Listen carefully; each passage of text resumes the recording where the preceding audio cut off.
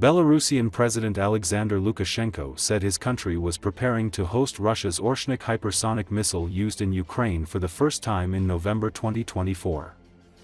Though he said there was no deadline for the missile deployment, Belarus was preparing to receive it any day now. According to Associated Press, Russian President Vladimir Putin said the missiles could be deployed to Belarus in the second half of 2025, remaining under Moscow's control while Minsk will select the targets. "We agreed with President Putin that the next unit will be delivered to Belarus earlier than to Russia," Lukashenko said at a news conference after casting his vote in an election that concludes on Sunday and that the opposition dismisses as a farce. Lukashenko added that he joked when he spoke about Belarus receiving 10 Oreshnik units. But he said the deployment was, in response to the desire and possibility of the Americans to deploy medium-range missiles in Europe. In December 2024, Lukashenko and Putin signed a treaty that gave security guarantees to Belarus that included the possible use of Russian nuclear weapons. The pact followed Moscow's revision of its nuclear doctrine, which for the first time placed Belarus under the Russian nuclear umbrella amid tensions with the West over the war in Ukraine. Lukashenko says Belarus is hosting dozens of Russian tactical nuclear weapons. Their deployment extends Russia's capability to target Ukraine and NATO allies in Europe. Мы потом вышли отдельно с Путиным. Слушай, у нас вот буквально с дня на день будет Орешник. Мы договорились с президентом Путиным, что следующая установка, она даже раньше будет поставлена в Беларусь, нежели в Россию. Я правильно поступил? Мы не отказываемся от ядерного оружия, нет. Ну, это страшное оружие. А Орешник, страшное оружие, но не такое. Пускай будет у нас. А где вы хотите разместить это оружие, эти комплексы? Тебе точку назвать? Нет. Ну, хотя бы примерно. Ну, туда, ближе к Смоленску, я так мечтаю. А там посмотрим. Спасибо, да, французское агентство. Нет, мы с Владимиром Владимировичем сроки не определяли. Во-первых, это не горит. Я, конечно, понимаю, что и в России Орешник этот нужен и так далее. Это не горит. Ну и потом это не так просто. Когда я сказал 10 комплексов, но я пошутил. Вы же сказали сегодня, что вы не хотите войны, хотя... Поэтому сроков таких мы не определяли. Ну и потом, знаете, мы ведь Орешник почему дислоцируем в Беларусь? Вы же знаете, что это в ответ на желание и возможность размещения ракет средней дальности американцами в Европе. Это же ответ. Я это понимаю. Достаточно одного комплекса. Поэтому, если они откажутся от этого, тогда я старшему брату скажу, что ладно, давай повременим. Неважно, будут они в Смоленске или в Орше. Для нас не важно. А нам важно, чтобы ракеты средней дальности американские не попали на территорию Европы, потому что они могут быть оснащены и ядерным компонентом. На массе, где люди будут, он ревнует. Все, он внутри. For weeks before the German parliamentary elections, tech billionaire Elon Musk addressed supporters of Germany's far-right party via video call Saturday. "I very much hope that the Alternative for Germany does do well and Alice Weidel does become chancellor. I think that would be very good for Germany," he said during an appearance at the party's official campaign launch in Halle. According to Associated Press, Germany is to vote in an early election on February 23 after Chancellor Olaf Scholz's three-party governing coalition collapsed in a dispute over how to revitalize the country's stagnant economy.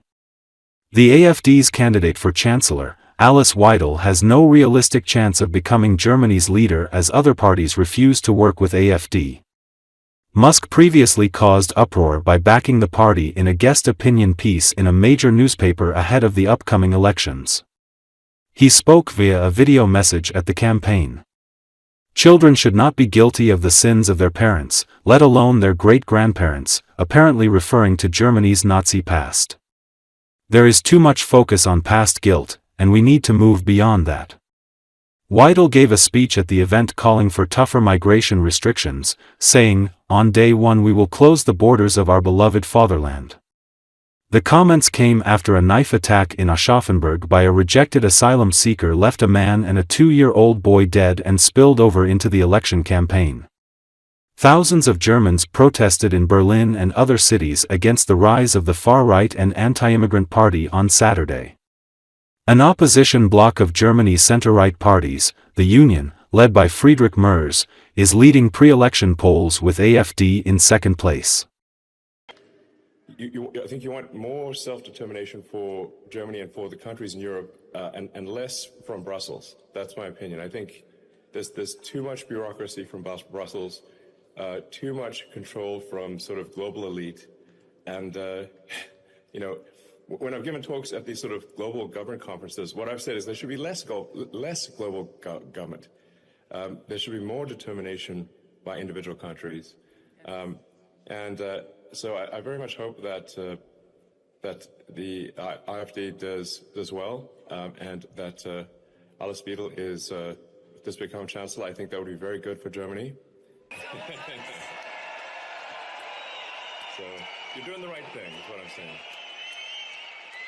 So, Alice is good. Vielen Dank. I think there's frankly too much of a focus on past guilt, and we need to move beyond that. Children should not be guilty of the sins of their parents, or even let alone their parents, their great-grandparents, maybe even.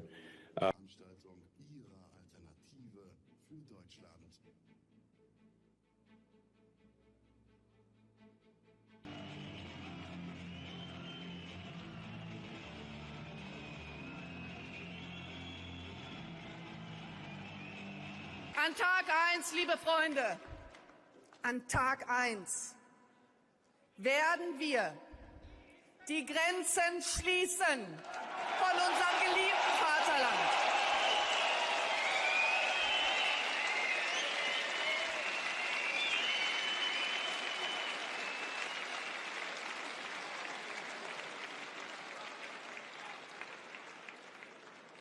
Wir werden unsere Grenzen schützen gegen illegale Migration. Es reicht. An Tag 1 werden wir gleichzeitig alle Ausreisepflichtigen, die sich hier illegal aufhalten, alle Kriminellen, alle Straftäter, werden wir abschieben. Sie müssen unser Land verlassen.